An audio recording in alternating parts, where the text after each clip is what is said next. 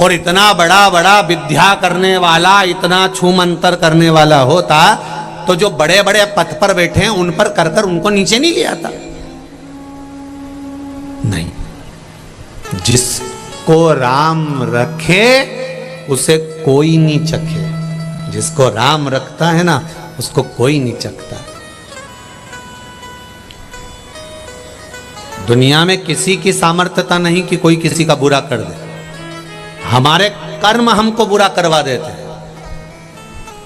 कई लोग कहते हैं मेरे परिवार वालों ने प्रॉपर्टी रख ली, पुराने समय में अंदाजा लगाओ कि ये कौन था।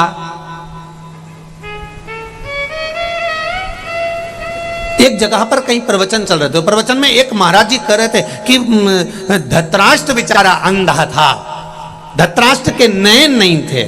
अगर धृतराष्ट्र के नेत्र होते ना तो ये युद्ध टल जाता।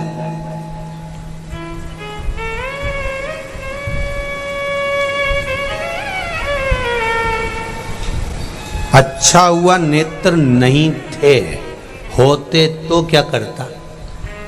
जब नहीं थे तो भीम को गले लगाया और उसको चूर चूर कर दिया। जरा विचार करिए। एक बच्चा तालाब के किनारे पर बैठा हुआ था, उसका पांव बेकार थे दोनों, उसका हाथ बेकार था। गांव के बच्चे आए, दौड़ दौड़ के तालाब में कूद गए, स्नान करा, तैरने लगे। तैर के बाहर आए, वहीं से पार्वती और भगवान शंकर जा रहे थे। पार्वती जी ने उस बच्चे को देखा, शिव जी से कहा कितना सुंदर बच्चा है, पर इसके पांव कैसे हो गए प्रभु? आप इतने दयालु हो, करुणा सागर हो, कृपा करने वाले हो, कम से कम इस बच्चे के पांव तो अच्छे कर दो और इसका हाथ अच्छा कर दो। सब अच्छे हैं तो इसको भी अच्छा कर दो। शंकर भगवान ने कहा विधान लिखने वाले ने लिखा है तो सोच समझ कर लिखा होगा, मैं विधान को नहीं बदल सकता। पार्वती कहने लगी तुम मेरे लिए क्या विधान नहीं बदल सकते? शंकर भगवान कहने लगे बदलने को तो बदल दूंगा। दिया, बच्चे के हाथ पैर ठीक हो गए, वो भी तालाब में कूद गया। जैसे ही तालाब में कूदा, उसने सबसे पहले जो आगे तैर रहा था उसके ऊपर चढ़ गया और उसको नीचे दबाकर उसके प्राणों को हर लिया। फिर दूसरे पे चढ़ गया, उसके पांव को पकड़कर नीचे ले गया, उसके प्राण हर लिए। एक दिन में 15 को मार डाला, दूसरे दिन फिर 10 को मार डाला, तीसरे दिन फिर 25 को मार डाला। पार्वती जब गई उस गांव में हाहाकार मच रहा था, सबके घर धुआं धुआं हो रहा था, सब रो रही थी, सब पुकार रही थी, माँ तूने क्या कर दिया? पार्वती मैया तूने क्या कर दिया? हे जगत धात्री दुर्गा भवानी, तूने मेरे पूतों को, मेरे सपूतों को, मेरे बच्चों को मार डाला। माँ मेरे बच्चों को बचा लो। सारे घर घर बच्चों के लिए माताएं रो रही थी। तो पार्वती जी ने शिव जी से पूछा ये कैसे हो गया? शंकर भगवान बोले उसके हाथ पैर सही करवाए थे ना।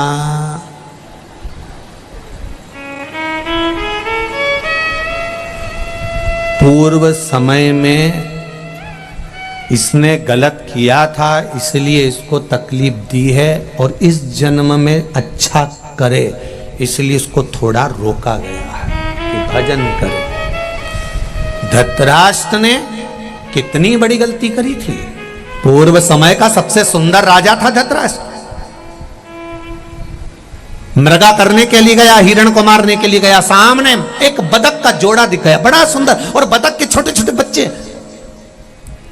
राजा ने कहा इतने सुंदर बतख के बच्चे हैं, जाओ जरा पकड़ के लाओ इन बच्चों को। जैसे ही बच्चों को पकड़ने के लिए गए तो बतख ने उनको मारना चालू कर दिया। दूतों को पकड़ने नहीं देता। राजा के पास आकर कहा हम नहीं पकड़ सकते, उसके पास में एक बड़ा बतख बैठा है, जरूर उसका पिता है या माँ है, वो हमको पकड़ने नहीं दे रहा। तो एक काम करो, सबसे पहले उसी को पकड़ के लाओ। सबसे पहले बतख को पकड़ कर लेकर आए, उसके बच्चों को नहीं, बतख को पकड़ कर लेकर आए। और राजा ने कहा एक काम करो, इसको इसके बच्चे दिखेंगे ही नहीं, और नहीं दिखेंगे तो ये अपने ऊपर आक्रमण नहीं करेगा। लाओ जरा बमूल का कांटा लाओ, और बमूल का कांटा लाकर बतख की आंख फोड़ दी। बच्चों की आंख में जल भरा हुआ था, रो रहे थे। बतख के बच्चे जब रो रहे हैं, नैनों में जल भरा है, अश्रु भरा है, हृदय से, आंख से रक्त निकल निकल कर वो बतख मर गया। अंत में बद्दुआ दे दी, श्राप दे दिया कि मेरे नेत्र जैसे गए हैं और मेरे बच्चे तूने पकड़कर मसले हैं, तेरे भी नेत्र जाएंगे और तेरे भी बच्चे ऐसे ही मसले जाएंगे। ये कर्म का दंड है, भोगना है।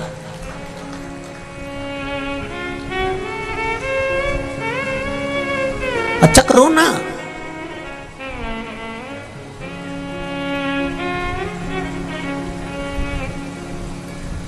कोई जरूरी नहीं है कि किसी के ऊपर लात रखकर ही ऊपर चढ़ा जाए। कोई जरूरी नहीं है कि किसी के कंधे पर लात रखकर ही आप ऊपर चढ़ोगे।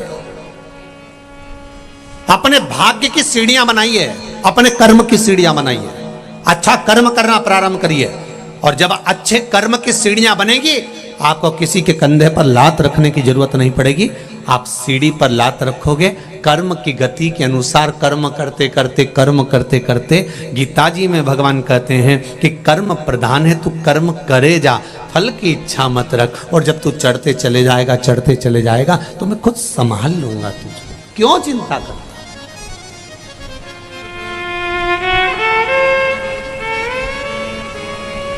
जो अनभिज्ञ हैं, जिनमें बुद्धि नहीं,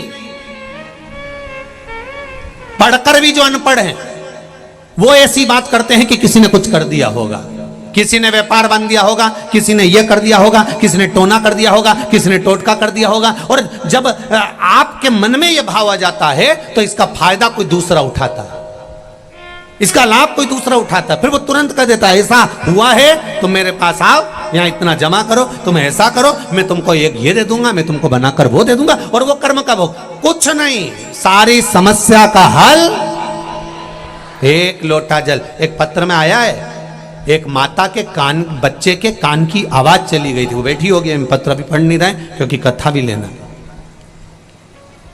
श्रवण शक्ति नहीं थी, डॉक्टर ने कह दिया ये कभी नहीं सुन पाएगा। तब उसने शिव जी पर भरोसा करा, भगवान शंकर पर विश्वास करा, एक लोटा जल और एक बेलपत्री का प्रयोग करना चालू करा। और फिर जिस दिन ऑनलाइन शिवरात्रि की पूजन थी, उस दिन पूजन करी। उस पत्र में लिखा है एक बहन ने, देखिए आप, कि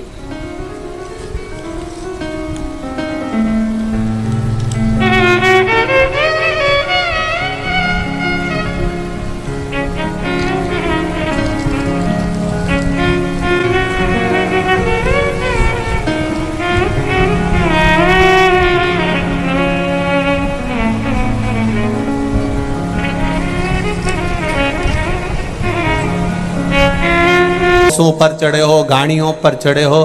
कल कुछ माताएं बोल रही थी हम बस की छत पे बैठकर आराम से कथा सुन ली है। हमने कहा तुम बूढ़ी बूढ़ी माताएं बस की छत पे चढ़ गई हो? हमने कहा वाह।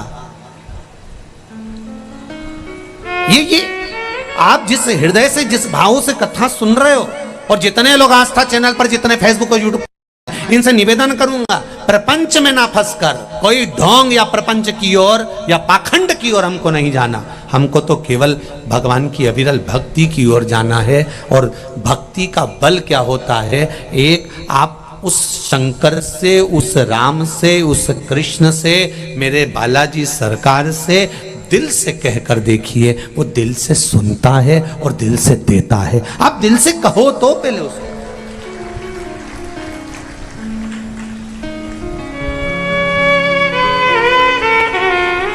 खाने के लिए असली घी चाहिए और हवन के लिए 50 रुपए किलो का घी चाहिए, और भगवान से प्रार्थना कर रही मेरी बहू को छोरा दे दे।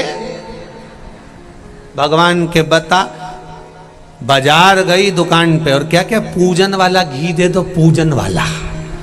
और दुकान वाले भी इतने चतुर की पूजन का घी अलग से रखते हैं, सस्ता, चर्बी का, बेकार, जो किसी काम का नहीं, पूजन वाला घी दे दो। और उन्होंने तुरंत डब्बा उठाया, 1 किलो का डब्बा पकड़ा दिया। कितने का है? 70 रुपए का है।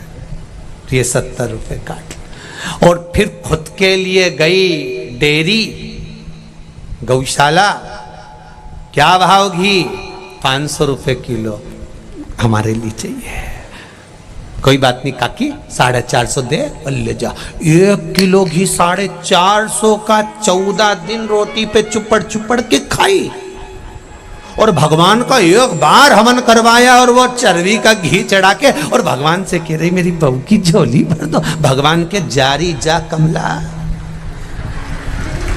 जा यहां से, मारा माथा मत खा।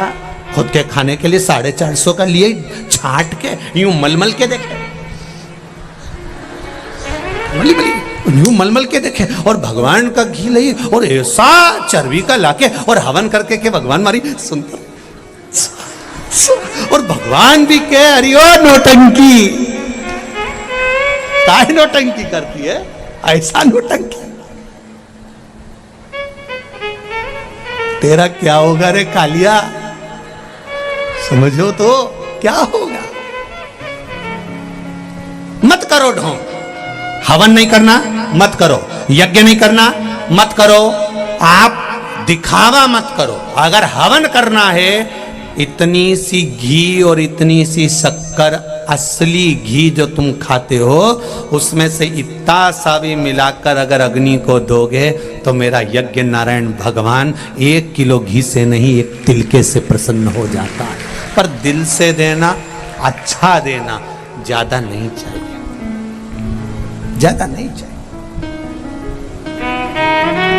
मत तो भगवान शंकर ने थोड़ी ना कहा तुमसे, शिव जी ने कभी कहा तुमसे कि मुझे लड्डू दो कि पेड़ा दो। किसी पुराण में लिखा हो कि शंकर जी को लड्डू पेड़ा लगता हो, शंकर जी को ये लगता। शंकर जी को सब चीज फालतू की लगती हो जो फ्री मिल जाए। बेलपत्ती, अरे बोलते जाओ, फ्री, पानी फ्री, समी का पत्ता, बताओ वो खेजड़ी कौन खाए, कौन चढ़ाए, वो किस काम की, परंतु तोड़ी और शंकर जी को चढ़ाई। शंकर जी इतने बढ़िया, हमारे यहाँ तो खूब खेजड़ी का पेड़ कोई नहीं खाए, सब ऊंट खाए, कई करे और उनके तोड़ तोड़ा के शंकर जी के चढ़ाए। शंकर भगवान पर सब फ्री की चीज, पानी फ्री, बेलपत्ती फ्री, समी का पत्ता फ्री, सब फ्री। और जो उसके पास में रखा है तुम्हारे लिए वो भी फ्री। तुम में से कोई ऐसा है जो शंकर जी का कोई सामान चाहिए हो? एक बार पार्वती जी ने कहा थोड़ा सामान अच्छा रखा करो अपने घर में, ये क्या रख के बैठे हो? भगवान बोले कोई भगत का मन चल जा और कह दे तुम्हारा सांप दे दो तो कह दूं ले जा, मेरे को कौन सी दिक्कत हो। डमरू घर में बजाऊंगा तो जगदम्बा चिल्ला के दौड़ेगी और सांप ले गया तो हालत खराब कर देगा, और ये मृतछाला भी ले गया तो किस काम की, और भस्मी रमाई है वो भस्म ले गया तो किसका। तो वो कह रहे तो बोले ना जी तुम तो तुम्हारे पास ही रखो, हम तो चले हैं, हमें नहीं चाहिए।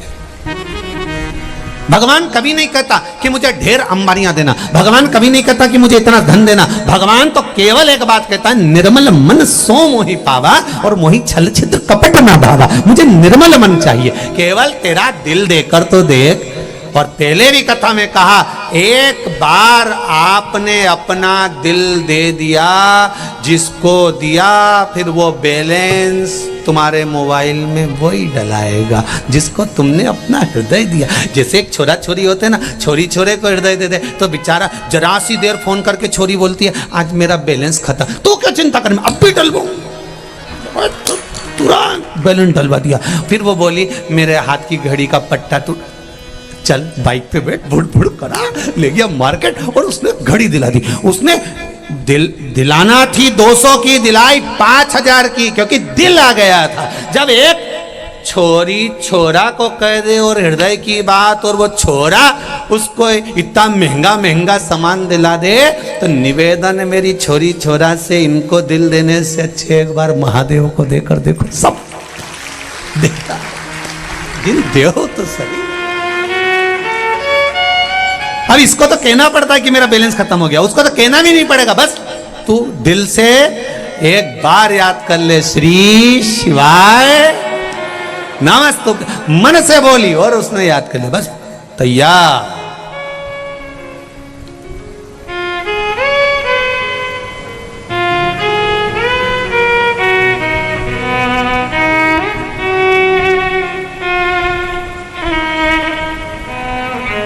अब हृदय से पुकारो तो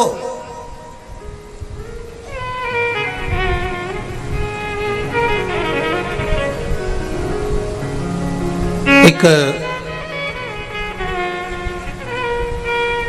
डिम्पी की बीमारी